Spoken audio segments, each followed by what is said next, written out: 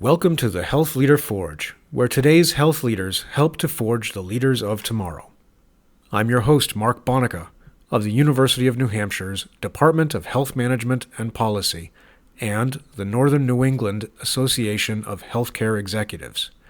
Our website is healthleaderforge.org, where you can find information about subscribing to the podcast, links and information related to the episode, as well as our complete archives. Are you a leader? How much do you trust your subordinates? Enough to let them strap you to a litter and then let them lower you on a rope over the side of a 30-story skyscraper?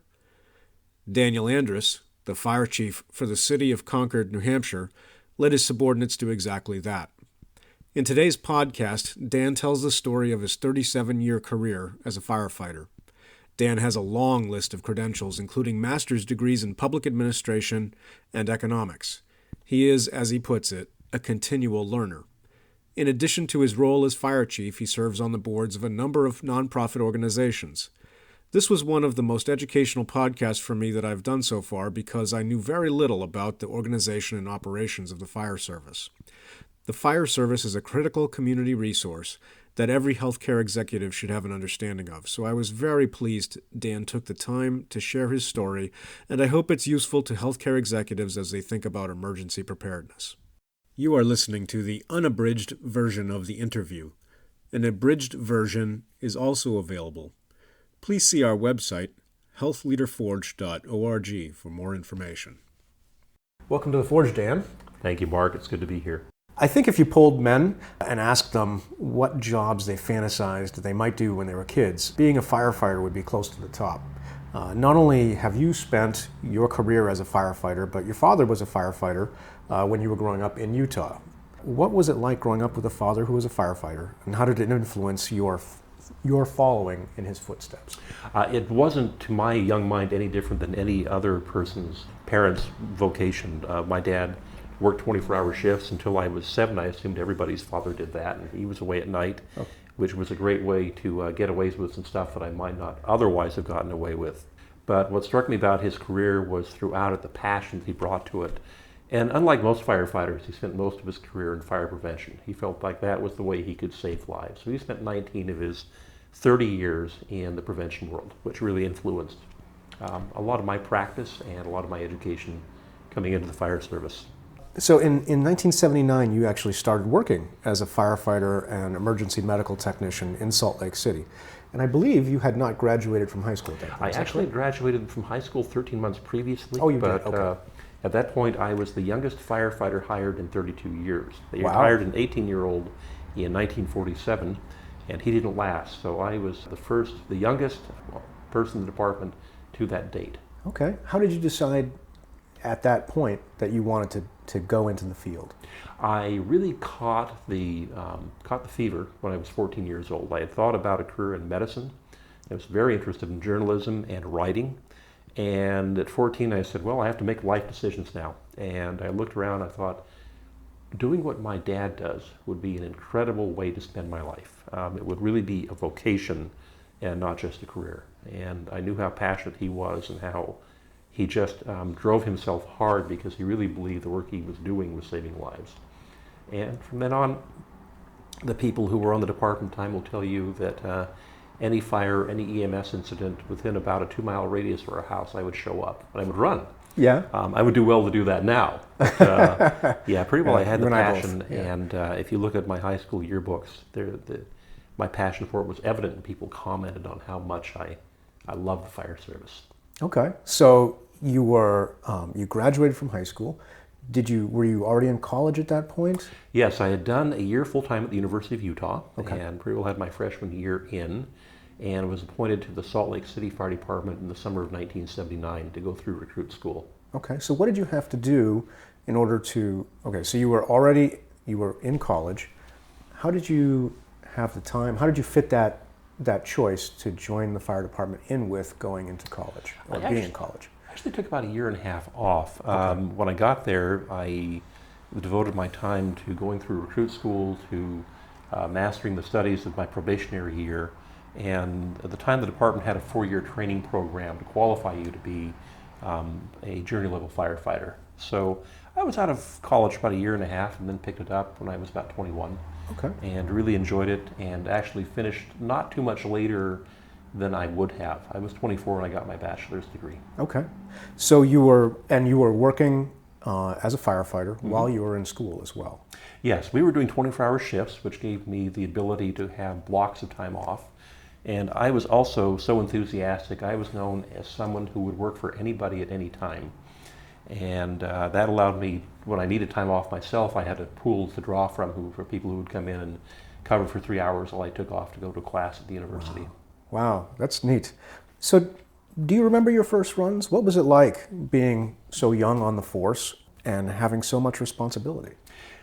We always work as a team, so I never had the sense that I was being given too much responsibility. I was 19 and pretty well up to the task. I'll point out too that when my dad was 17, he was on a Navy ship bound for Asia, and he actually wound up in China for a couple of years, which was a formative experience. So in terms of my family, I was a late starter at 19.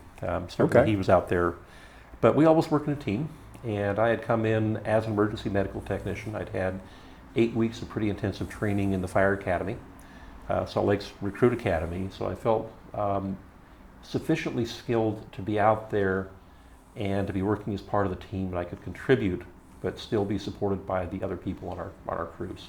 So the way that you actually entered your career was as an EMT then? Actually, I was a firefighter EMT, and the way I entered was they gave a written exam. There were 400 applicants that took the exam. About 40 passed, and they hired 18, and I was about 2/3 of the way down that group. Okay. They hired a class of 6 and my class of 12. Okay. So coming in, you were mentioning the 8 weeks of training. Was that firefighter? Was that your first training with the department, and was that firefighter / EMT? I already had my EMT. I'd done that before I came on. Between the time I tested and the time that I was appointed, and that was It was 7 weeks of intensive firefighter training, and it was 1 week of refresher on emergency medical services and how Salt Lake City worked. So you were trained to do both jobs. It wasn't. Yes. It wasn't that you were just an EMT. Maybe I misheard you earlier. It wasn't that you were just an EMT on the crew. It was you were a full firefighter / EMT, and that was the role. Is that the skill set that everyone on the team has at that level? Yes. Okay. At a minimum. Yes, at a minimum, and that's true for Concord as well as Salt Lake. Okay. So pretty well any department now you'll have to have both credentials because we're all dual role EMS and firefighting personnel. Okay. So you pursued a Bachelor of Science in Management from the University of Utah.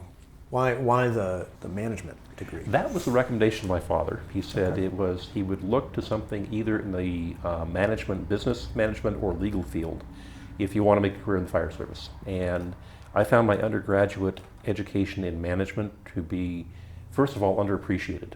I was trying to balance shifts, and I was 19, 20, 21 years old, but it was a fabulous and rich undergraduate education.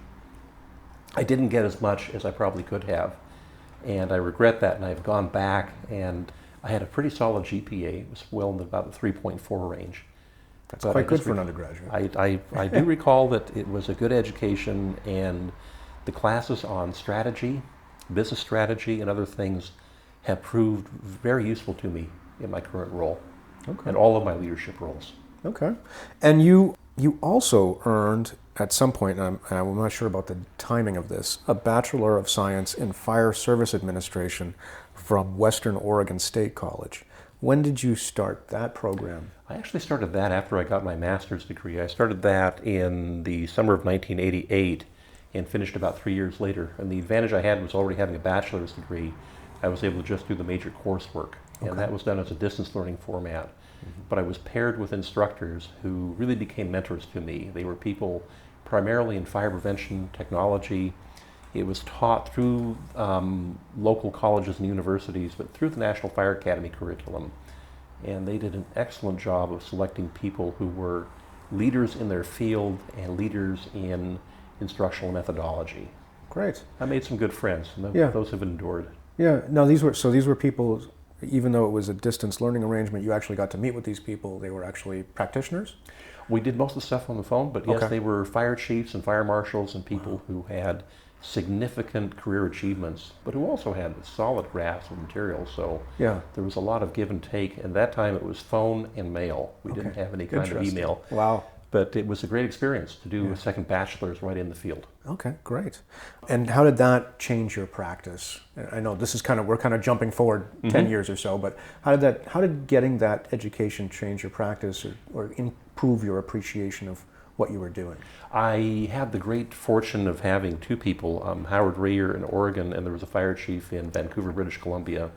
Howard was very interested in fire prevention and really got me moving along the lines of public education and community risk management. And the chief in Vancouver was someone who at that time was implementing in-vehicle technology.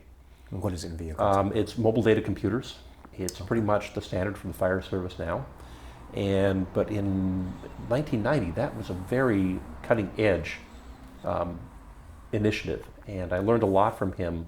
And it's something that figured pretty prominently just a few years later when I became a battalion chief and took over the Communications and Technology Division.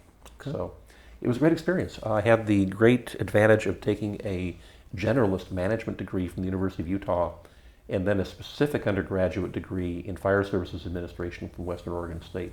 And they were great experiences. And you mentioned that you've stayed in touch with some of these gentlemen that you worked with. I have lost touch with the last few years. They're aging out. I'm not But sure you if they're did- still alive. But you did for a while. I did. I wanted to let them know that I was progressing, so they knew that I had I'd gotten this job in Concord. They knew when I became fire marshal, and I gave them a lot of credit for the interest in the field and the education they provided me with getting some of those jobs. That's great. So in 1985, you became a firefighter paramedic. Earlier, you'd said you were a firefighter EMT. Mm-hmm. What's the difference between an EMT and a paramedic for those folks who don't know that? The training for EMT, an emergency medical technician, is around 150 hours. For paramedic, when I went through, it was about 1,200 hours. Okay. And the difference in that is the lines were sharper in 1985, but emergency medical technicians did CPR, splitting, bandaging, and all the other skills that are non-invasive. By invasive, I mean IVs, intravenous lines, and defibrillation, and other things. Paramedics had a range of about 3 dozen medications they could administer. They could do endotracheal intubations. They could do some. That's actually putting a breathing tube into somebody's trachea using a laryngoscope. Okay. It's a skill most practiced by anesthesiologists, which is who I trained with to master that. But it's really those things that are somewhat high-risk procedures, and you have to know what you're doing because you'll cause more harm to your patient if you do it wrong than good for them if you do it right. You can kill them if you don't. If you give them the wrong drug dose, you can kill them. Right. So it was much more of the advanced procedures, so a lot of times spent on medications, on cardiology, medical emergencies like managing diabetic emergencies, seizures, the whole range of cardiovascular, abdominal illnesses, and strokes, anything that people are going to call 911 for. And that again was a great education. It was very, very, very intense. How did you get that? Was it part of the? Was it part of the fire department? Was it a fire department course, or did you learn it as part of your job? How did you get that education? The Salt Lake City Fire Department actually sent me to Weber State College for 5 months. They said, "We'll see you in June. Enjoy the winter up there. Go learn to be a paramedic." So I was completely relieved of any kind of work responsibilities. I grew a beard, which was very nice. I can do that now, but it's white. And I just attended classes. We were in class from 8 to 5, Monday through Friday. And we typically take a dinner break, and then we were studying until 9 or 10 at night every night. And we actually lived on campus in the dormitories, which was an experience I had never had before that one. Okay. So we were up there. We did an academic quarter, 10 weeks in solid classwork, and then we spent a 10-week quarter alternating between clinical time and classroom time. Okay. So clinical time meaning you were in a hospital? We were in hospitals. We worked in intensive care units. We worked in labor and delivery. Worked on different rescue services around in Utah. We were exposed to several different agencies. We did time with anesthesiologists in surgery, which was very interesting because you would spend a few minutes getting the patient sedated and under, and then they would talk to you about medicine. And sometimes real estate, which was a big thing too. But I learned a lot from anesthesiologists who would spend that time when the patient was under and they were monitoring, and they do their jobs. When they're doing their jobs best, you don't even notice because they're keeping everything for that patient stable while the surgeon operates. Yeah. And it was a great experience to have hours on end with very, very good physicians who would share their knowledge. Great experience. Yeah. So this was something the department paid you to do in addition to? Yes. I was kept at full salary and sent to school, and it was a great and incredible opportunity. And from my point, I stayed a paramedic for the rest of my career. Okay. And even though I wasn't a firefighter paramedic for long, I continued as an officer, and certainly felt a great debt to them for what they'd done, and I would jump in whenever they needed somebody. Yeah. So you mentioned you became an officer. So in 1987, you were promoted to fire lieutenant. What does a fire lieutenant do that's different from a firefighter? What does it mean to be a fire lieutenant? That's a supervisory position. Okay. So typically engine and ladder companies are 3 or 4 people, and they are headed by an officer. So there's an officer, a driver, and either a firefighter, EMT, or firefighter, paramedic who is on the crew. And at that point, I was the supervisor. Okay. And it was a step into my first leadership role. Okay. So how many men did you supervise in that role then? I usually had 3. Okay. Typically, it was 3 people, and I was the boss of that small crew. But those were the work units of the fire service, and I had the chance to move around quite a bit. So I got a lot of experience geographically and functionally. Okay. What did you learn? What? I should back up a little bit. What surprised you about when you came on as a firefighter? So you had seen your dad, grow up watching what he was doing. You were passionate about it. You wanted to do it. What surprised you about actually doing it? Once you actually got in the field, what were the things that you were like, oh wow, I didn't think it would be like this? How much there is to learn in the fire service. Okay. Which has continued to be true right up until today. Sure. How much there is to learn. I went through the department's manual. I went through several other manuals over 4 years. I went through apparatus operation, driving and operating pumpers and aerial ladders, and all of the manual skills-based things that we do. And also a lot of work in fire prevention, fire dynamics, and understanding fire behavior and how our work tactically impacted fire behavior, and quite a bit of academic background there. And then it was paramedic school, which was very intense, mastering a lot of information in a very stress-filled environment. And then as an officer, learning some things about leadership and getting along with people and trying to form a cohesive team. And invariably, 98% of the people are very good, and then you spend your time with 2% that are causing problems. So that also was a great early introduction to managing people and making sure that they were performing and that the unit was performing well. So that is a first line supervisor. So what did you take away from that experience that stayed with you? What I took away was an early passion for working with other people, and I loved working with probationary firefighters. I loved doing the training. Okay. That was good for me. For me to teach is the best means of learning.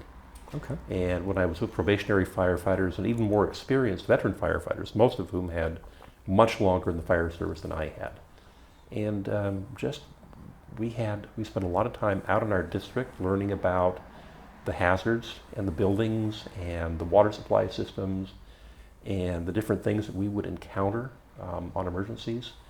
And we spent a lot of time just doing training, just practicing, connecting to sandpipes, laying hose lines, connecting to fire hydrants, putting up ladders. And I really found an early and an ongoing passion for training. Okay. So in 1991, you moved to what sounds like quite a different position. You were the public information officer and administrative assistant to the fire chief for Salt Lake City. So up until this point, you'd been on the line, yes, mm-hmm. Responding to calls and fighting fires. This job sounds like it involved a different kind of firefighting, if you will. Why did you move into this position, and how did you adjust to the new role? At 12 years, I really felt the need. I was coming to a point where I'd been a lieutenant for 4 years, and I felt like before I moved on, I needed some administrative experience.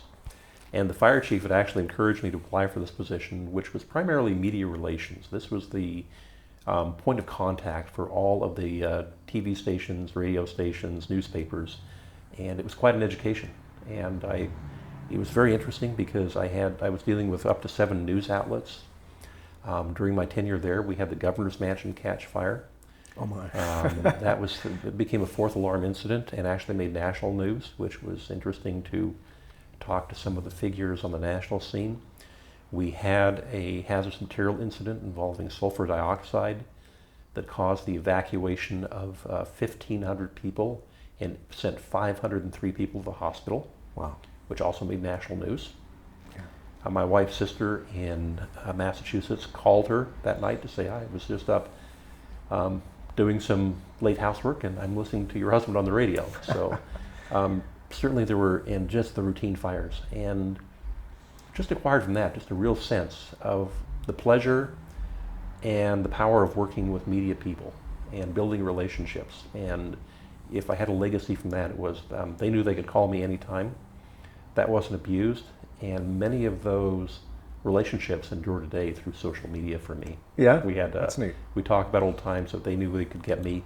I was eager to get the story out, and we worked hard to make sure the message got out. In a time when we didn't have any kind of things like social media or any real kind of computer use. We were just beginning with email. What advice would you give to people working in healthcare or in firefighting with dealing with the media based on your experience? Embrace it. Okay. Embrace it. There is sort of an innate fear of reporters among most people. I would say embrace it. I just had the chance to have a conversation on Thursday of last week with a reporter from a station in town who is new to her assignment, and she wants to come in, and we were talking about some storylines and ideas. But there are so many opportunities for your organization, and as the public information officer during that time, I worked with a number of corporate media staffs. We'd have major emergencies, and many of them retreated. And to pull in, to not comment when you've had a major emergency, loses an opportunity for you to get the story out. Is there an expectation that firefighters in the service who want to move up in responsibility, move up to be a battalion commander or eventually a fire chief, that you're going to move from being in the field to an administrative role like that, and maybe move back and forth? Is that a career? Yes. Is that a typical career expectation? It is, absolutely. I'd say for that department, for Salt Lake City, any new battalion chief knows that they are not going to stay on the line.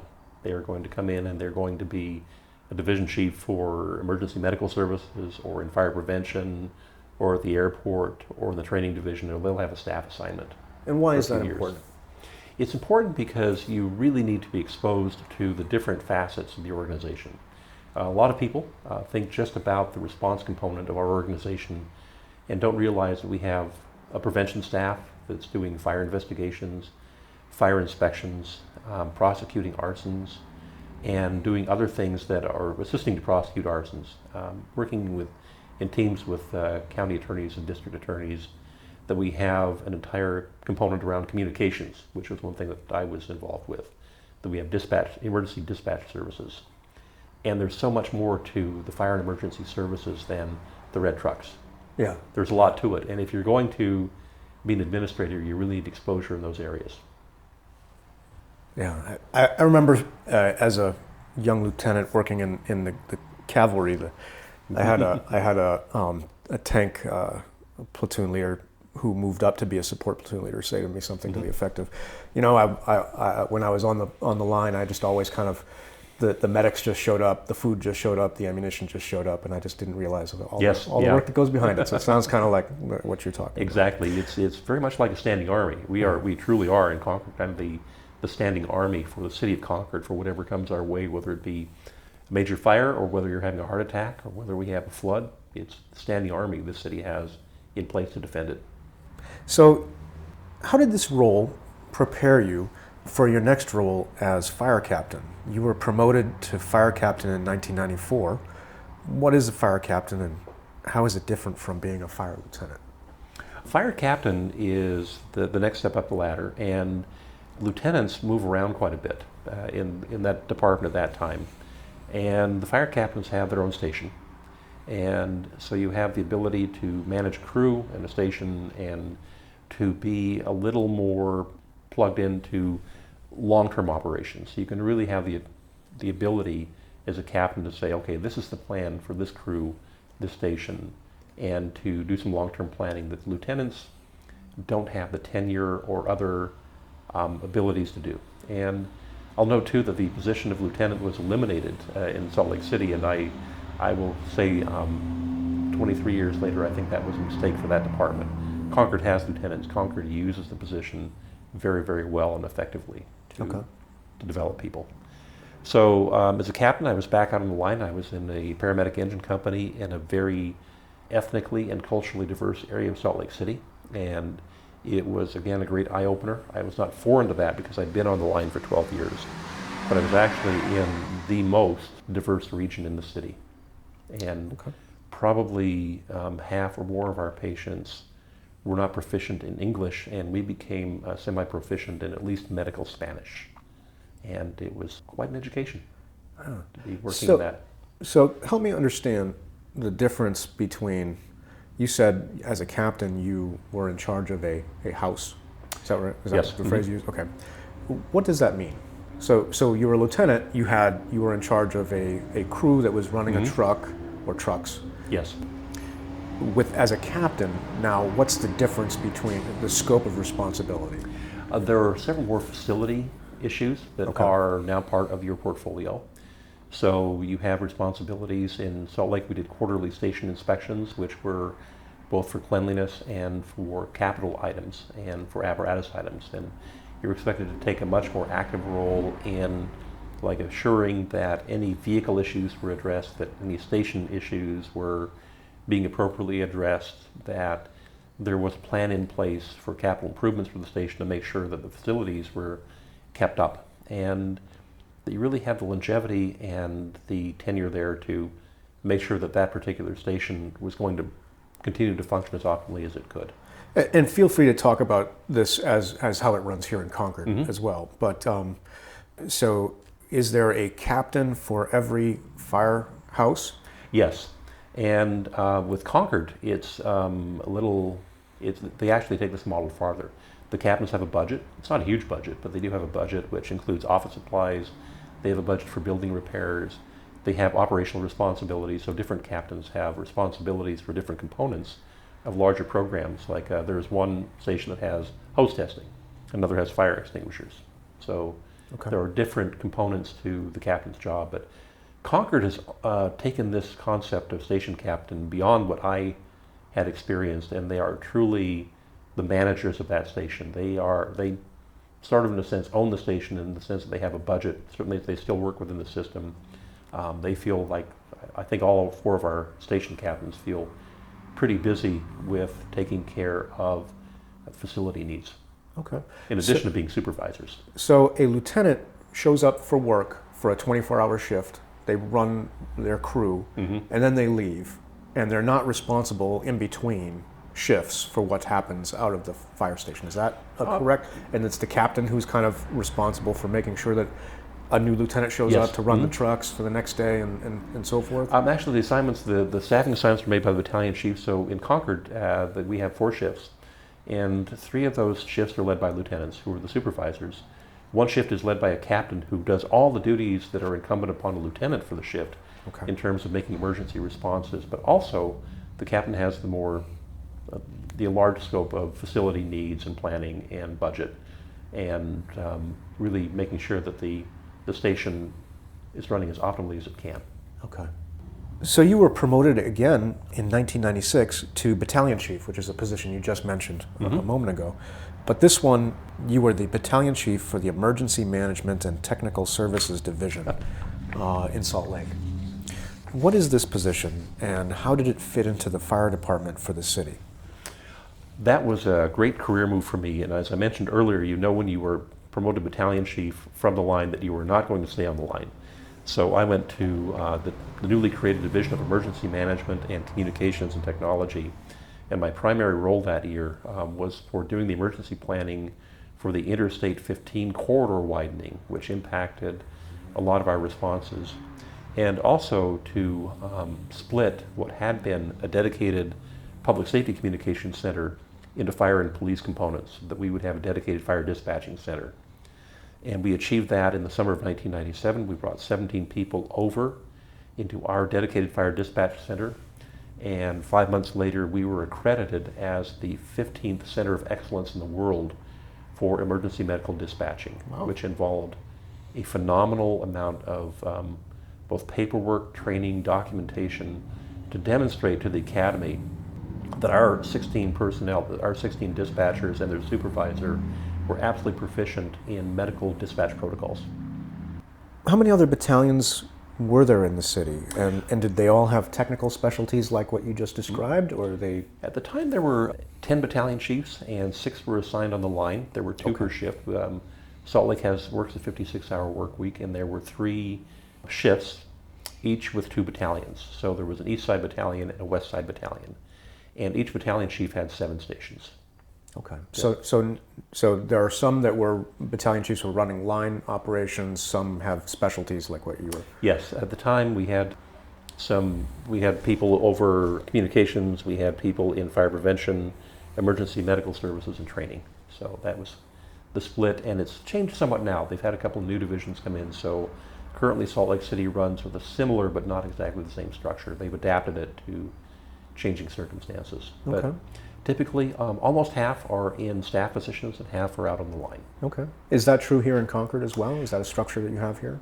Here in Concord, we have 4 battalion chiefs, and then we have 2 bureau chiefs. So we have the 2 bureau chiefs. One is over emergency medical services and training, and we call that the Professional Standards Bureau.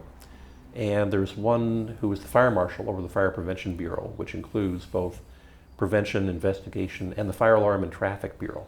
So that's our split here. A much smaller organization by scale, but very much the same kinds of functions and positions. So we have 6 chief officers at the battalion bureau chief level, 4 on the line and 2 in staff. Okay.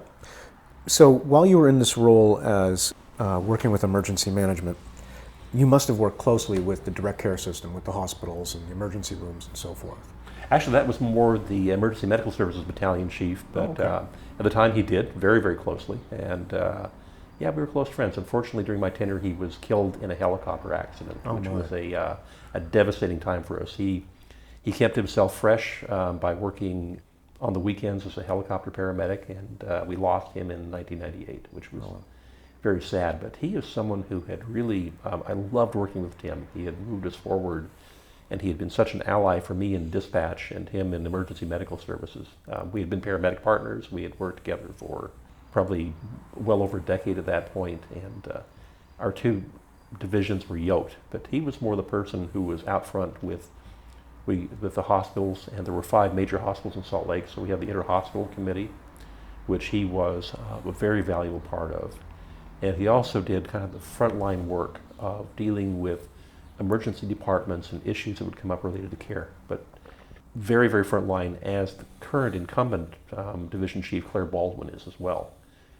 Claire has a very, very busy week, and he and I are old friends. We talk a lot, and he is giving me some sense of perspective on what's happening there, but still absolutely plugged into multiple numbers of hospitals and provider staff and the larger healthcare picture for the Salt Lake region.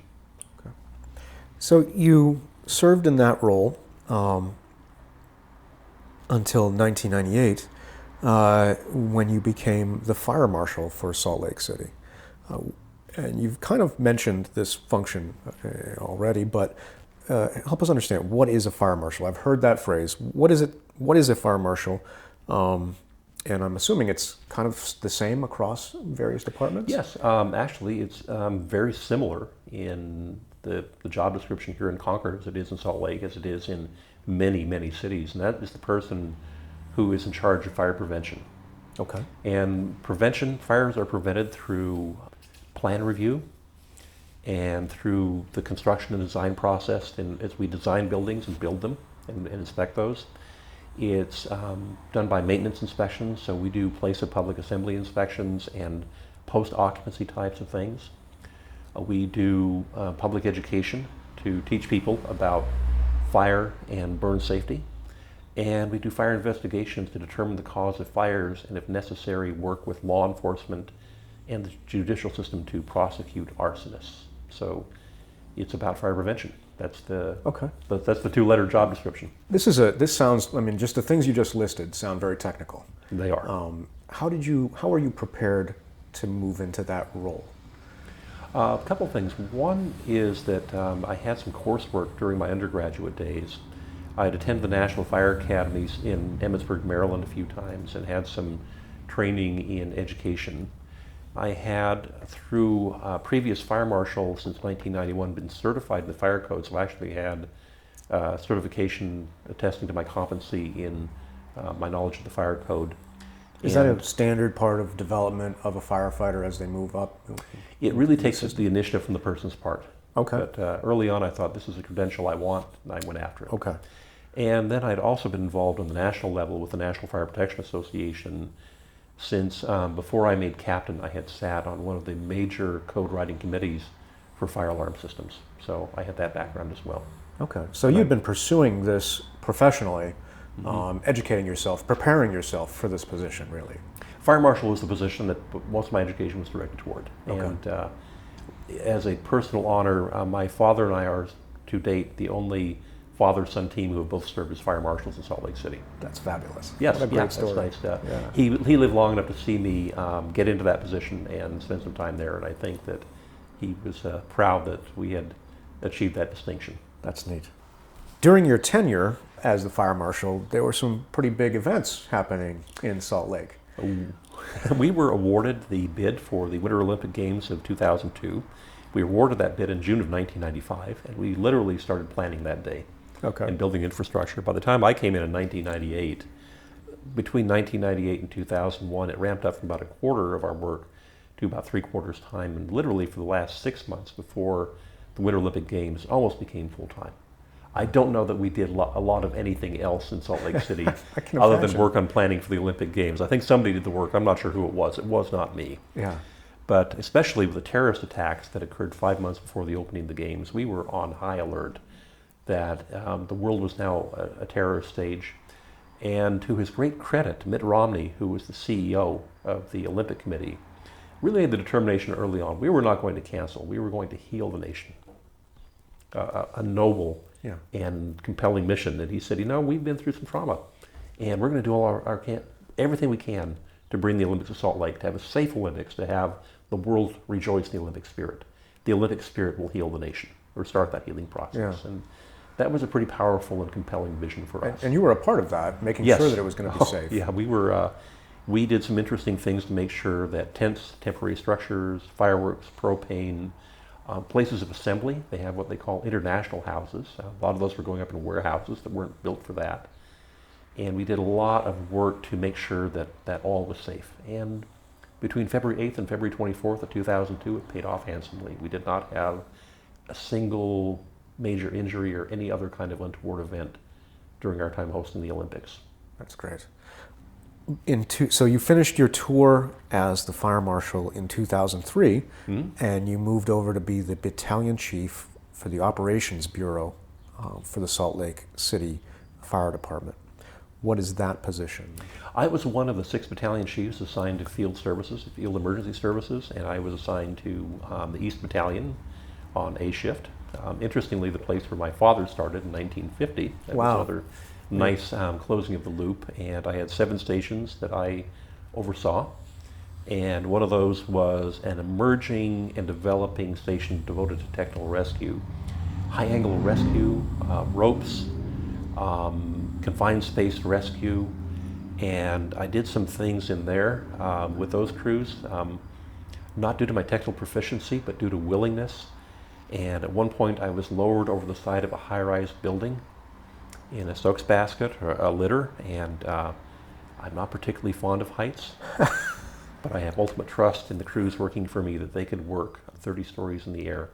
You were lowered in a litter, strapped into a litter? Yeah. 30 stories in the air? Somewhere around there. Oh my goodness. Yeah, it was really quite an emotional experience. But I think they would have had to break out the defibrillators for me. I didn't get to do the high line between 2 high-rise buildings. Oh my gosh. I didn't get to do that, but I did allow them to lower me over the side. Good for you. And it's my absolute trust in my crews that their technical competence, I would put my life in their hands any day of the week. Yeah. They were good. They were that good. I knew they would never hurt me. Yeah. And I also was absolutely sure that any kind of operation they undertook, they could do safely.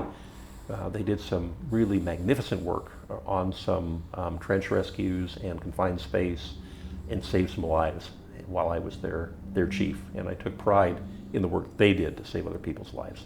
So this is a job where you step back out from the administrative and kind of staff roles in the department and back into line operations, but now at a higher level. Yes, this is the position at the back of the SUV on the radio, coordinating resources and making sure, as the incident commander, that whatever the operating forces need to control the incident, whether it be a fire or a mass casualty incident or a trench rescue or a hangar rescue, that they got those resources. So you served as the battalion chief for almost 4 years, and then you were promoted to the deputy fire chief position. I'm assuming this is a second in command position? There were three of us who were equal. Okay. So there were three deputy fire chiefs. Okay, so what was your scope as one of the deputy fire chiefs? Mine was the administrative bureau, which included human resources, finance, emergency management, and planning. And I interestingly had the airport operations unit, so I had all of airport emergency operations, and I had emergency medical services. Okay. How is, so we hadn't talked about airport, but how is airport operations different from city operations? It's very different. The apparatus are completely different. As it was explained to me, in the city, structure fires start small and get big. At the airport, they start big and they stay big. Because if we dump a major aircraft and it catches fire, you have a phenomenal amount of fuel, people, and structure to contend with all at once. So there are very stringent standards set by the FAA about response to major aircraft emergencies, and we certainly met all those about both time elements and about how much extinguishing agent you bring. And fortunately, during that time, and as far back as from 1965, we have not had a multiple fatality accident, to my knowledge, at the Salt Lake City International Airport. We had a couple of small aircraft that went down and killed pilots, but to my knowledge, there had not been any passenger deaths at the airport itself. Do firefighters kind of specialize in airport operations? Did you serve, and when you were a firefighter or a lieutenant, did you serve in the airport role? Yes. And shortly before my promotion to lieutenant, they offered a credentialing course, and I took and passed that course and served time as an airport rescue firefighting officer as part of my regular rotation of duties. But yes, it is a specialty. It requires both testing and a pretty substantial amount of training in aircraft recognition, aircraft firefighting techniques, rescue, in very different environments than structural firefighting, completely different environments. So what I'm hearing from you, kind of as a pause here, is you really pursued credentialing in almost everything you could get your hands on. I had paramedic, hazardous materials, and airport rescue operations for my, and some stuff in fire prevention too. Yes, I'm a continual learner. Yeah. Okay. So you picked up some additional responsibilities that included some things like human resources and budget and finance. Had you dealt with this kind of responsibility before? Yes, actually, I've had a long-standing interest in budget and finance. It was one of my academic focuses, both as an undergraduate and graduate student. And my former fire chief, the one who appointed me to that position, told me one time, "You are a budget nut." And it was intended as a compliment. I really embraced the budgeting end of things, and still do in this position. Sure. And understanding finances is key to understanding organizations. I happen to agree with that as a former comptroller. So. Yes, I knew I would find sympathetic ears with you. Yeah, I understand the dollars. Okay, so there were two other deputies. Yes. What did they do? There was a deputy chief of operations, and the primary responsibility of that role is supervising people in the field. So the 6 battalion chiefs who did the online supervision report to that deputy chief of operations. And then there was a deputy chief of support services who oversaw communications and fire prevention and technology. And the primary job of that role was in advancing technology in the department. That was really the tech person that made sure that we were staying current with whatever was out there in the field. Okay. Now, in this role, you said you had responsibility for emergency medical services. Did you, at that point, have a significant relationship with the direct care operations in the city? I did. There was a battalion chief in charge of emergency medical services. He's the current fire chief of Salt Lake City. Oh, okay. I'm very proud of Brian. And he dealt with most of the first line stuff, but as deputy, I also became involved in some of his role and actually coordinated. We had a medical director, a physician, who was actually on staff, who had an office down the hall filled with Elvis memorabilia. So it was one of his great passions. But I actually had the ability to work. We had a physician on staff directing our emergency medical services and supervising our practice of pre-hospital medicine. Okay. And worked very closely with him, with the hospitals, and with the various components of healthcare.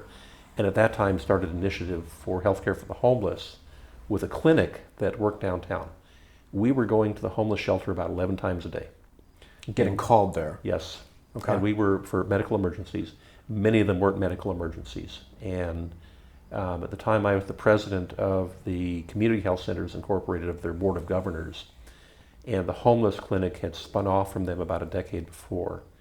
And we established a relationship to establish a clinic within the homeless shelter and to have either physician or nurse practitioner providers doing the kind of routine care for foot injuries, diabetes management.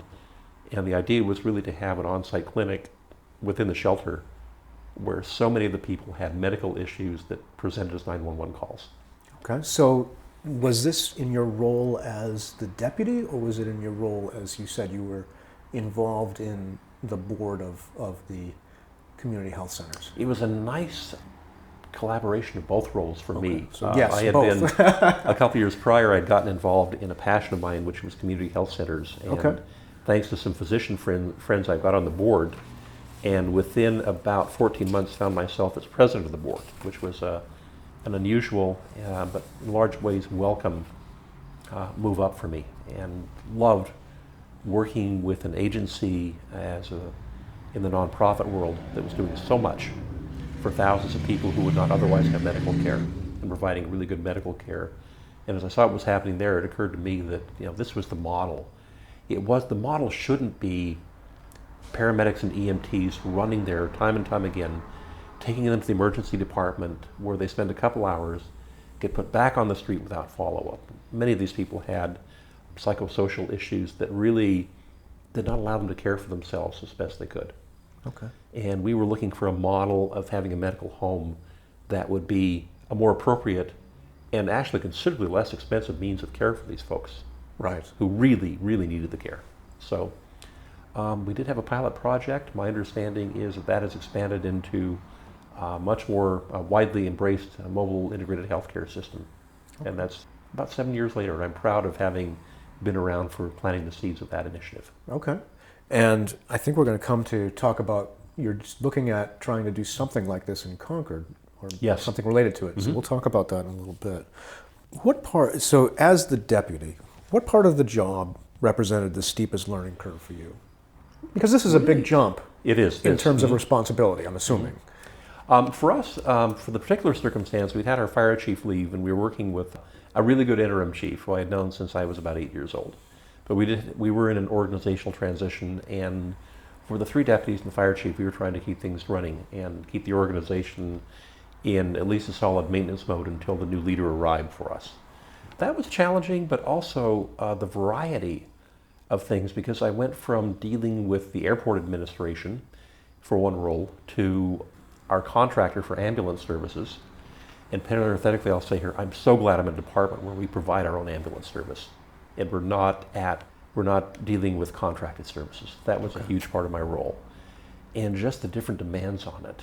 And it went from the human resource role, where we had employee issues coming up, to there was a lot of firefighting, not real fires, but real kinds of administrative firefighting in that job.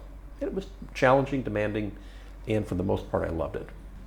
So during your tenure with the department back in Salt Lake, you also earned 2 master's degrees from the University of Utah, a master's of public administration and a Master's of Science in Economics, and I think it was health economics. That was a component of it. It was really a pretty broad kind of public policy economics degree. Yeah. Okay. Phenomenal opportunity. Well, so what was so you were picking up certifications in all these different fire things, and then on top of that, you're working on a couple of master's degrees.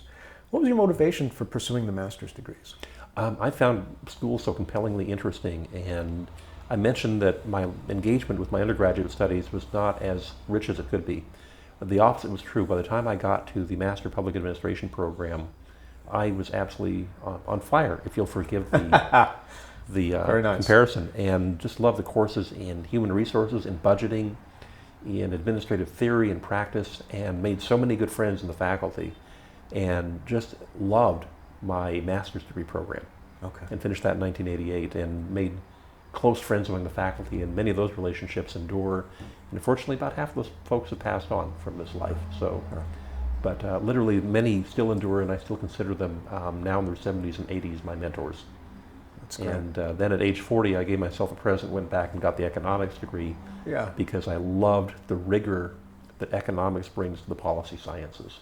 Yeah. And the sense of cause, effect, the econometrics, the procedural rigor which the study of economics gives to public policy. Again, I share that sympathy with you. I knew I was with a kindred spirit. Did everyone in the department have advanced degrees? Oh, no. People have a wide range of education. Degrees and advanced degrees are much more prevalent now than when I started. They were pretty unusual back in the fire service of 35 and 40 years ago. Currently, just here on my staff, the deputy fire chief here has a master's degree in fire protection engineering, an undergraduate degree in civil engineering. Wow. And he's a registered professional engineer, which Wow. is a credential he wouldn't have seen in a lot of deputy chiefs back in the day. Yeah. And to some degree, is still an unusual amount of education to have accumulated for that. But the fire service has certainly embraced over the last decades the value of education. And a number of institutions have come forward to say we can offer coursework that fits your schedule, especially with online scheduling and other distance learning formats. There are emerging and engaged formats where people in the fire and emergency services can do undergraduate and graduate degrees now. Do you encourage your staff to pursue this kind of education? Absolutely. Absolutely. Both formal in the university setting as well as the kind of credentialing specific to the fire service and so forth? Absolutely. I just, within about 3 weeks ago, had one of our firefighters who has just finished working so hard. He is married with 2 children. He has worked so hard to get his undergraduate degree. And he says, I'm not going to take a break. I'm going to go right into a master's degree program. And this one is in a Master of Education with an emphasis in instructional technology, which will be a phenomenal step forward for him. Yeah. And I encourage it. I have been talking with one of our retired firefighter paramedics, and she's pursuing a nursing degree. We have people in the department who are registered nurses who have undergraduate degrees there, which is a great asset to an agency that provides medical care. And people will tell you I'm enthusiastic about them going to school, and I love when they get in and the doors it opens for them and the insights they get. And it's great. And to some degree, they can appreciate my job and leadership's job more when they're doing the coursework. Oh, absolutely. Sure. So after nearly 30 years of service in Salt Lake with the Salt Lake City Fire Department, rising to the penultimate position in the department, or one of 3, you left the city in 2008 and came here to Concord to be the fire chief. How did you decide to make that leap? I mean, you were from Salt Lake, you had 30 years of professional relationships, experience in the department.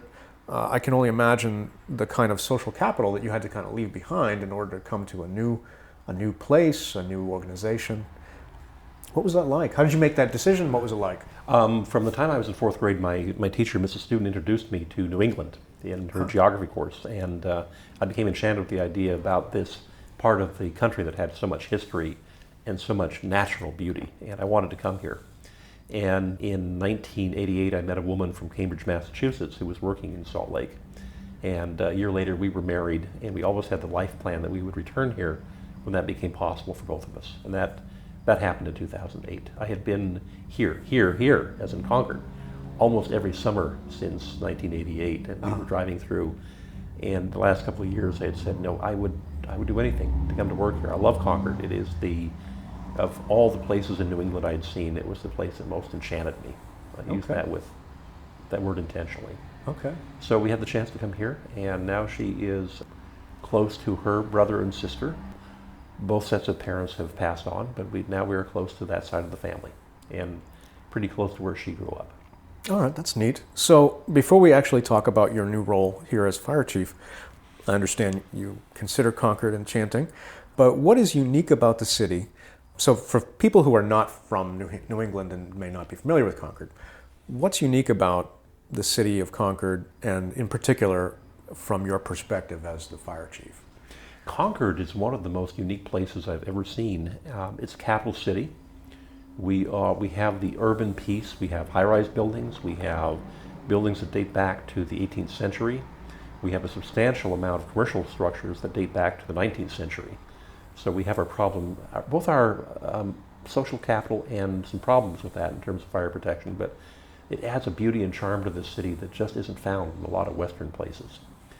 A lot of the city is forested. We have, in addition to my role as fire chief, I'm also the forest fire warden for this community. Okay. And all of the officers here are deputy fire wardens. You can get lost here. My daughter has been lost here. I will never admit to being lost, but I'll admit to taking some walks through the forest for longer than I thought they would be. And it has such a natural beauty to it. And from our location right now at fire headquarters, you can go 5 minutes and be in the middle of downtown, or you can go 5 minutes and be at Pennacook Lake and think that you were in the outer reaches of North Carolina somewhere, 100 miles from any kind of civilization. Okay.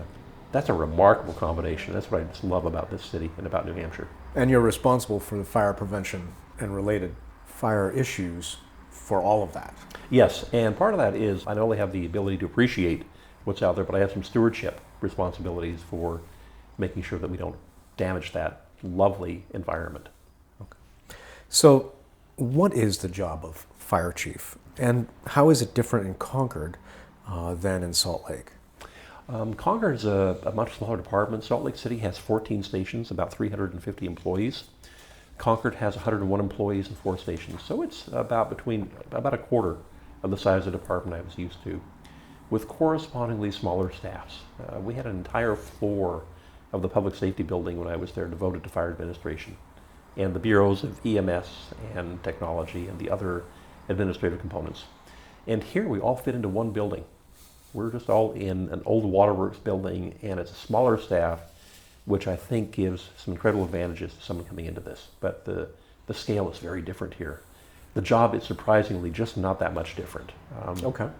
There were 3 of us who left Salt Lake City in the 2008, 2009, and we're all fire chiefs in different communities, and we stay in touch, and we are amazed by how similar the problems are to what we had in Salt Lake and how they remain similar to what each other is facing.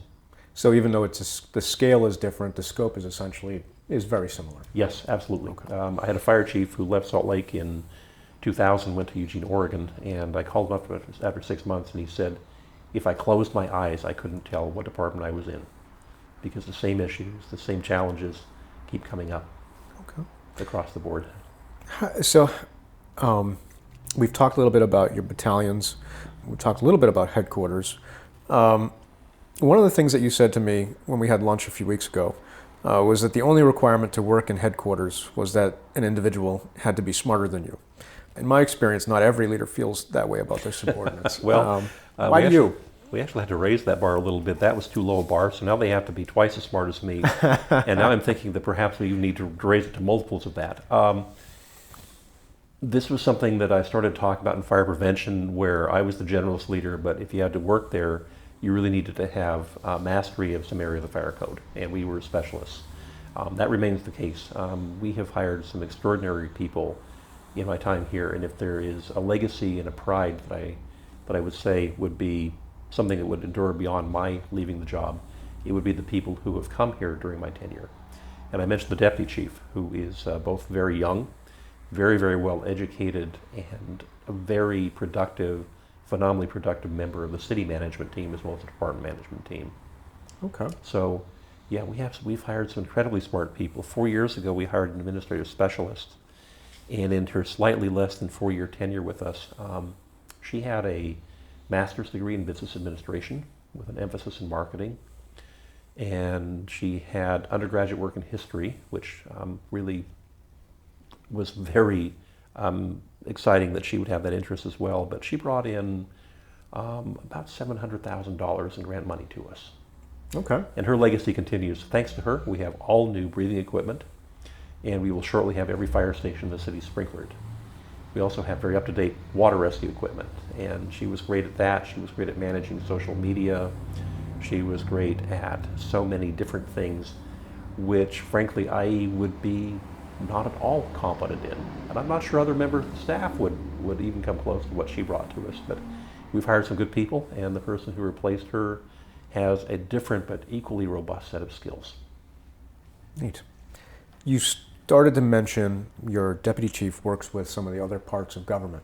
Yes. I wanted to ask you about which departments in the city government do you spend most of your time coordinating with? We spent a lot of our time this morning, just this morning, we spent time with human resources because we have 3 job selection processes going on for vacancies in our departments. We spend a lot of time with human resources. We spend a lot of time with the fleet part of our general services department, which is the traditional public works. So they also maintain our fleet.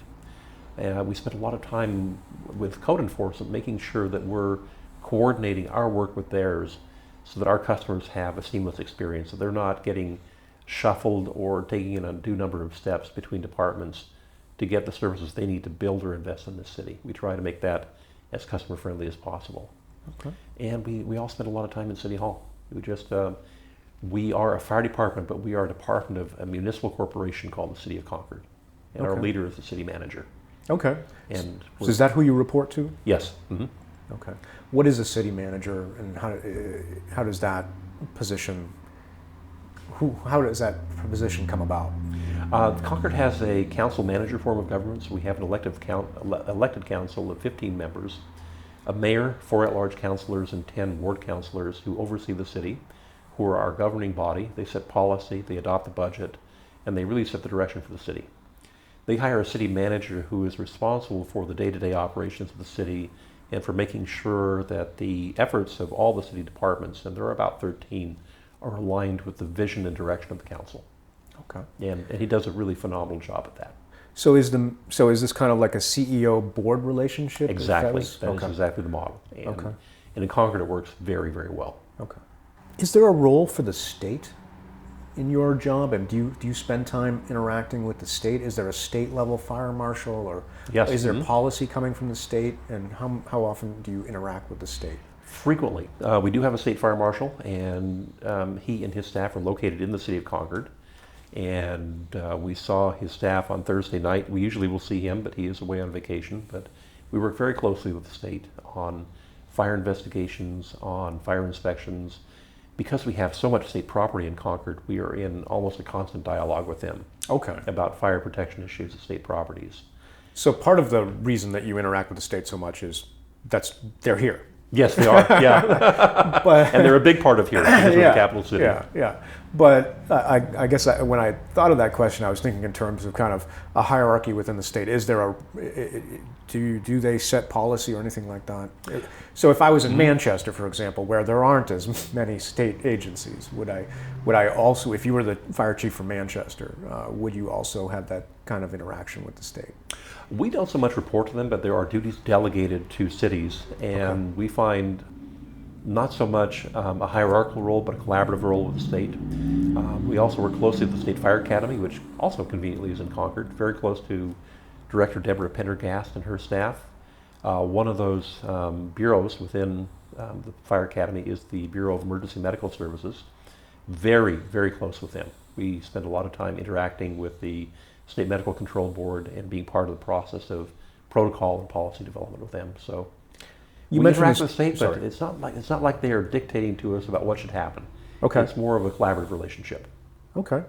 You mentioned the State Fire Academy. Is that where if I want to be a firefighter in the state of New Hampshire, do I have to go get my training at the State Fire Academy? You have to go there or someplace equivalent to it that's recognized by them as equivalent to the curriculum they teach.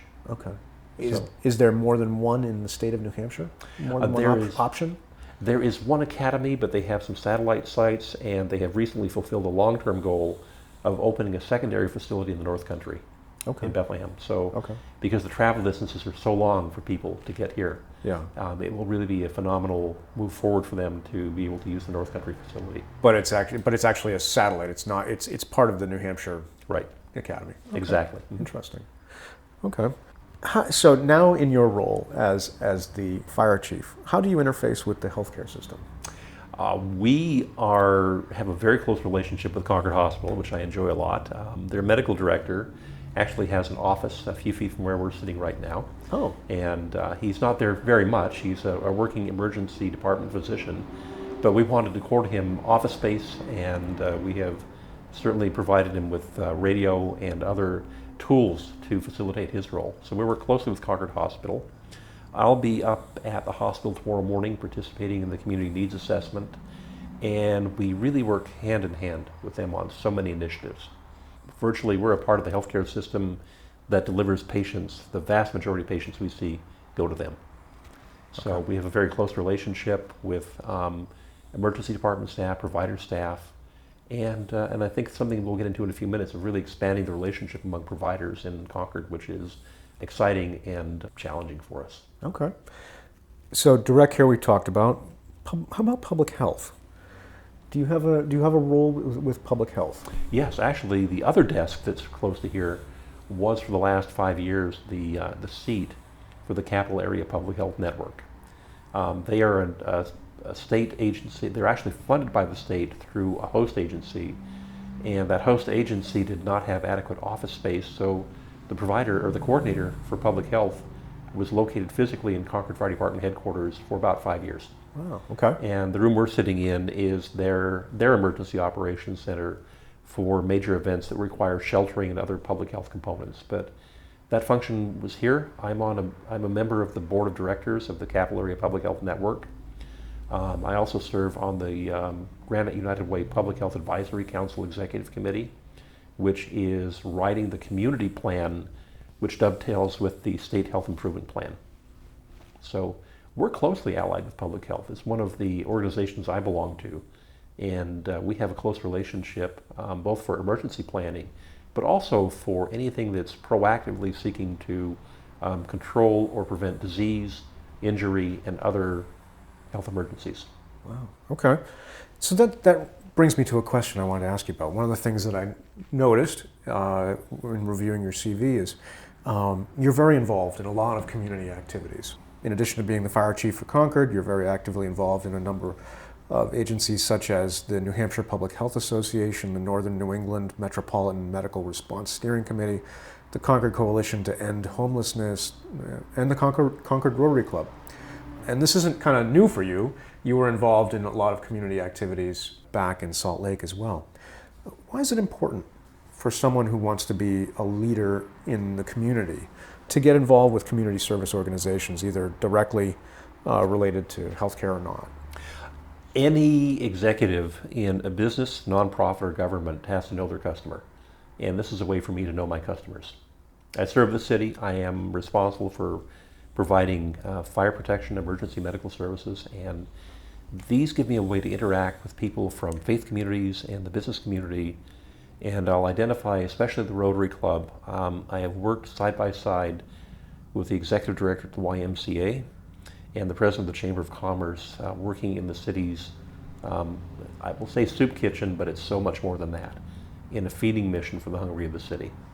And we engage in so many community service projects, and it reminds me again and again that my role is service.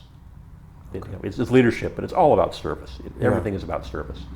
And especially the Rotary Club has given me such a phenomenal opportunity to experience so many different levels of service in all that they do for the city of Concord.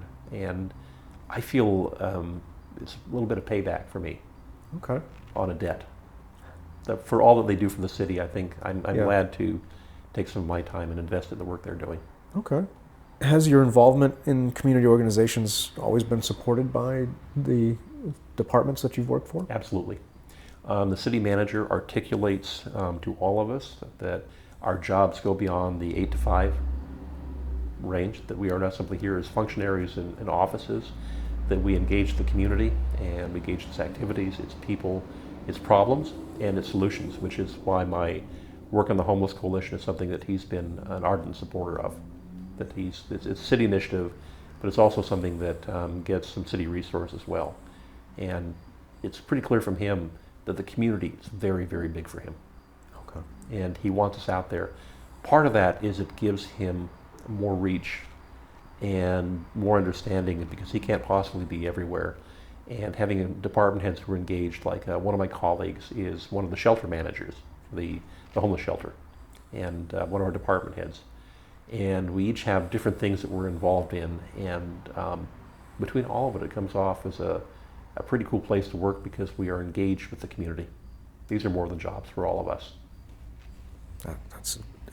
I imagine your interactions with these other organizations must give you some insights as well into kind of leadership, operations, other opportunities to learn.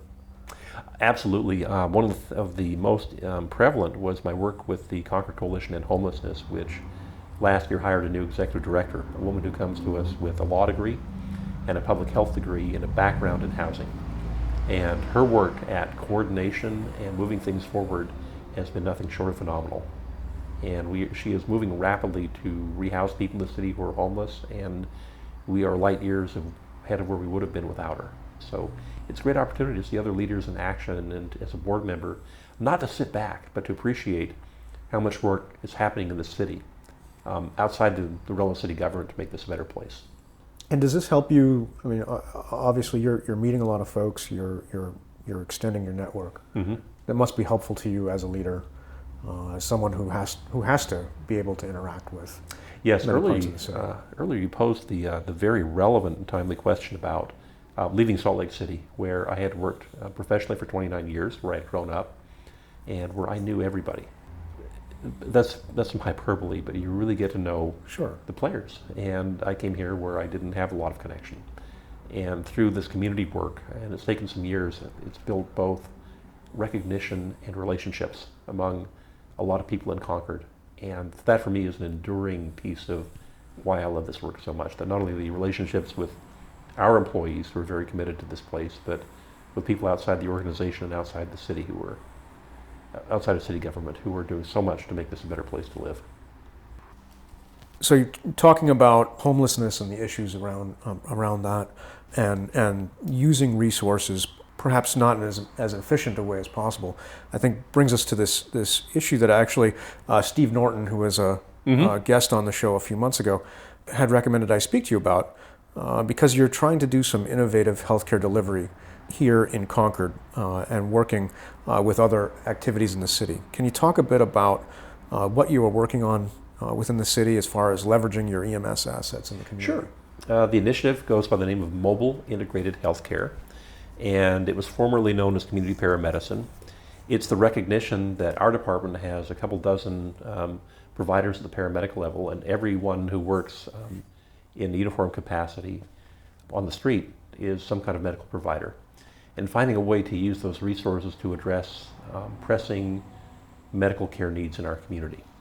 And the particular form this is taking in Concord is that we are working closely with other service providers, including Concord Hospital, which has a new CEO who is very, very committed to a primary care model, and working with the Concord Regional Visiting Nurses Association, who provide care to so many members of our community with some difficulties relating to aging or disability or some other issue that causes them to need nursing services. And with Riverbend Community Mental Health, which is dealing with people who, from issues ranging to substance use, to behavioral problems, to all the range of mental illnesses. And all of us are sitting at a table going, how do we make this work best? We all have providers, and in large degree it's the same patient population, and how do we work best to make sure that our patients are receiving the most effective care? It's driven a lot by accountable care because now hospitals will not only not be rewarded, but will be penalized for early readmission and for bad outcomes. And is there a role for the Concord Fire Department and its medical providers in that kind of system? So we're very early. I wish I had more detail about what it's going to look like. We don't know yet. Okay. I know how it looks like in other cities and towns. And right now it's still taking form here, but we know that it involves issues around mental and behavioral health and also around dealing with chronic conditions. So our job will change. How it will change is still in flux, but it's an exciting and engaging opportunity, and we're going to be doing so much more beyond what the department already does, which is 8,000 calls a year to serve our community. Excellent. We've been talking about different organizations. I want to talk for a minute about organizational culture, or corporate culture. You've had a chance to work in two different fire departments, but you've also moved through many different organizations as a leader. What is good corporate culture or organizational culture? Good corporate culture stems from the core values of the organization. Ours include dedication, integrity, compassion, and courage. And when our organizational culture is at its best, it is reflecting those values. Just this morning, I had the chance to stop before I came in to work at headquarters at a fire station that 8 days ago on a Sunday went so far above and beyond caring for a patient. It's a new patient. She's an addict. She's very young. She's on the streets, and she called for services 3 times that Sunday. And one of our lieutenants made an outreach to a local shelter that deals, that they thought could help her. And interestingly, the paramedic team who had been on her, also, the ambulance team also went there and visited, saying, what can you do for this person? What can we do for this person? And that reflected so much more than just simply treating the patient and leaving the hospital. This is really people taking the initiative to care for somebody. That's where organizational culture is at its best, and those values are taken to new levels. And that's when our behavior matches our values and our beliefs. That's healthy corporate culture. How do you shape that? How do you encourage it, make it grow in the way that you want to grow rather than in an unhealthy way? You articulate that. You take every opportunity. First of all, you articulate it specifically. And before I came here, the leaders of the organization were in a workshop where they developed a vision statement, a mission statement, and core values. And we had those printed and posted in every fire station. And you'll notice that when you walk through the door of fire headquarters, that's the first thing you see. You reward that. You take those behaviors. And you talk about it. We talk about it in staff meetings. We've had officer meetings where we talked about, how are we doing with the core values? And how is leadership modeling those? How do we reflect those? And then just rewarding behaviors like that and getting people to think in terms of those 4 values, which are fewer than most organizations have, but they are remarkably comprehensive in touching the major areas of our work. I want to ask about the role of women and minorities in Yes. firefighting. You've been in the fire service for over 30 years. How has the role of women and minorities changed in firefighting over your tenure? And specifically, how many women firefighters does the Concord Fire Department actually employ right now? Sure, things have changed a lot. When I tested, there was a woman who tested with us, who was not hired. We thought it novel in 1978 at the time that a woman would aspire to this position. 7 years later, the department hired its first female firefighters, and my experience with women in the fire service has been nothing less than tremendously positive. I was scanning with an app last night, Salt Lake City, and listening to one of my favorite captains, Ginger Bearclaw, who is just on the radio, just radiates energy and passion for her job. And I called her up and said, what a pleasure it is through technology, to continue to listen to you. You mentioned Concord. There were 2 women firefighters when I came. Concord's had a good history. A deputy chief who retired in 2004 was a woman, Sandra Hillsgrove. And the 2 women who were here have since retired from the department and moved on. And currently we don't have any females on the line, which is something we hope to correct. We hope that, and part of that is working with people, and we established an Explorer post in 2010 and a high school program in 2014. We have 9 graduates from our Explorer post who are women, And we have had, I think, a total of 6 or 7 women in the high school program. But we want to start young. We want to reach back into high school and have women be excited and motivated by the challenge of working in this profession. And the director of the State Fire Academy is a woman who was formerly deputy fire chief in Laconia, and before that was in the Dairy Fire Department. And there are a number of great success stories out there. Lieutenant Jess Wyman in Nashua, and Lisa Baldini in Laconia, and there's so many women who have reached officer and chief officer roles and who serve as firefighters in the community, just around the communities around here. That's something that's a value we promote and value. And I hope that the coming years see an influx of women back into Concord Fire, that we're successful in taking those people who've shown an interest and bring them through explorer posts and through high school programs and giving them the tools and, more importantly, the motivation to jump into this career with both feet. So talking about this career, what draws people in to be a firefighter in your experience? And then why do people stay? My experience in the military was people join for one reason and they often stay for a different reason. Is that true here? People join because they think this is going to be such a tremendously exciting career. And probably for the first few months or years it is. And then it becomes like any other job. And it becomes somewhat routine. But what you find at some point, and for me this was like a mid-career discovery, the satisfaction of serving a community brings so much to you in psychological income. Beyond the actual dollar income, the fact that you're serving in this role is so very important that a lot of us have problems transitioning out and taking off the uniform and hanging it up. For many of us, this becomes so much part of our identity, and we are recognized as people in the community who are there in the stations, ready to serve, night and day, 24 hours a day. And that's what really brings that's the secret of this job. Yeah. Is that why people stay, you think? Yes, meaning. It's our meaning. Our continual search as human beings for finding meaning in this universe. And if you are engaged in a profession that is constantly helping other people at a number of levels, you'll find it. You've now had about 7 years to grow into this position as chief. It's the top job in the department. What surprised you about becoming the chief? How is it different than what you might have expected? I really expected that my energy level would draw down over the years. I find myself more fired up and engaged in my 37th year than ever before. To get up in the morning, to come to work. Last night it was exciting to think about what's lying ahead this week. Some of the meetings and the challenges, and even in my role, which is less actively engaged in the emergency work of the department, but still there's so much good stuff going on. And each week brings us inches closer to the road we have to travel to become the agency that we want to be.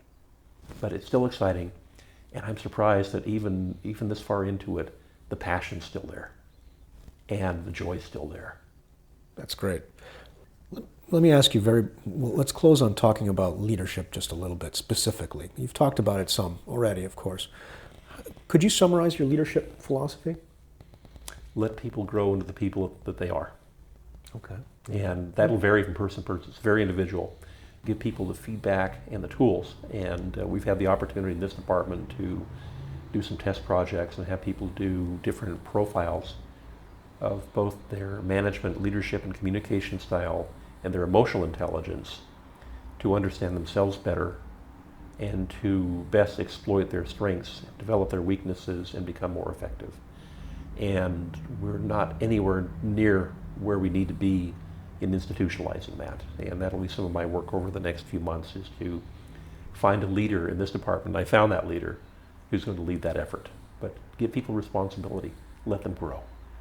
I mentioned to you about the battalion chief. He was a paramedic on my crew 27 years ago. He had more energy than any other 5 human beings I knew. And today he's the fire chief of Salt Lake City. And I let him drive for the first time. And at a certain point I was convinced that was going to be the close of both of our careers in fire and crash. But he did well. You trusted him. And now he's got the top job. And everything that I gave him to do as a young firefighter, he did. And he got all the way to the top. So develop people. Invest yourself in developing people. What makes a good leader? What are the characteristics and behaviors of a good leader? Trust, first of all. And the adage that I use is that people don't really care what you know, but they want to know that you care. You really care about them. And part of our fire service ethos is that we're a family. We live together for 24 hours at a time. We together. We live a normal life together as a community of people who are dedicated to serving for 24 hours at a time, and sometimes more. And that's the ethos that we try to really carry on, is that sort of caring for each other and taking care and watching out for each other. As the department chief, you're a leader of leaders. Mm-hmm. What do you look for when you're hiring a leader, a subordinate leader? I was actually sharing with the union president, who is a great leader, on Friday. I said, half of our job is firing people up, getting them passionate about it, and half of it's calming them down. Because I look for people who can do that. I look for people with the emotional intelligence skills to both engage people proactively in the work of the organization, and for the ability to stop negative talk, negative emotion from overwhelming people. So those are the two things I'm looking for, and I'm looking for people to develop other people. Okay. You mentioned a few times mentors. You Mm-hmm. talked about them as professors were mentors, some other leaders were mentors. What does a good mentor do? A good mentor maintains a light touch with the person who is being mentored. They are there as a resource. Their involvement is intentional but occasional. They don't try and micromanage the person, and they allow the person to grow and sometimes to stumble. And most of my good mentors spent some time allowing me to make mistakes that were learning activities for me. I learned a lot from mistakes. I've made a lot of mistakes. And part of that is allowing people to grow through that, to see what doesn't work. Yeah. I think it was Edison who, people said, were you discouraged by the fact that you took so long to invent the light bulb? He said, no, not at all. I was constantly finding ways that didn't work, but I could cross them out. And Right. I think that's the way of looking at it. So speaking of mistakes and learning from mistakes, can you give an example of a difficult leadership lesson that you had to learn perhaps the hard way? This was actually a question that was posed to me in my captain's exam, and it was followed by a very, very long pause, and I was asked, are you trying to think of one? And I said, no, I'm trying to pick one from the many. Part of it is being conscious and aware of working with people in interpersonal relationships. And sometimes we fall down. Sometimes we become so self-centered. We stop listening. And like most of us, we stop listening. We're not so much listening as waiting for the next thing that we're going to say. We're kind of formulating that next piece. Failing to listen to people has been one of my mistakes, one of my learnings, in trying to be more present and open and hearing what people have to say. I think if you master that, you'll be a great leader. Okay. I think that person will be a great leader. Does the department here have a formal mentoring program, something outside of a supervisory relationship? We have a very strong informal program and a formal program to the extent that as people are placed on promotional lists, we have a mentoring program where they're assigned to a senior officer to do that. It could benefit from more. It could be grown profitably, but we do have a program at least as good as most places have, Mm-hmm. but there's potential for more growth there. Okay. But we do. So someone is assigned a senior officer who's not necessarily their supervisor, or are they their supervisor? Typically they are their supervisor. Okay. We try and align people, and we try and make very intentional, because we do promotions from lists, we do testing, and then we establish promotional lists. Okay. And people on lists are, we are very intentional about developing them. But as with most things, it can be improved. Sure. So, closing question. What advice do you have for someone who might be thinking, after they listen to your career story, about trying to follow your footsteps and go into firefighting and emergency medical services? I hope the takeaway here is, boy, that guy is passionate about what he does. I invite people to consider this career, and I invite people who maybe didn't consider this before to look at it and say, this could be a way that I could give back. And in giving back, you'll get so much more back. But I would encourage people to take a look at it. We have people from all walks of life, from so many academic disciplines. And interestingly, one phenomenon we've had is a number of people who are mid-career who are coming to work for us. We have people who are experts in, say, the computer industry. And even though they found technical expertise, income, and sometimes very good income, there was still something missing. And in coming here, they found what was missing, which was that sense of meaning and purpose and really that deep satisfaction from serving others. So consider it. Thank you so much for taking your time today. I can't imagine anyone would come away from this podcast not appreciating the passion that you bring to your work. The passion is fueled by the phenomenal people that I work with here, both within Concord Fire and within city government and larger fire service, and it remains a pleasure. Thank you. Thank you. You've been listening to the Health Leader Forge, a joint production of the College of Health and Human Services at the University of New Hampshire and the Northern New England Association of Healthcare Executives. Please go to our website, healthleaderforge.org, for more information or to leave comments about today's podcast. Look for Health Leader Forge podcasts on iTunes, Stitcher, SoundCloud, and other podcast distribution sites. Thanks for being a part of the Health Leader Forge community, and we'll talk with you again in about 2 weeks.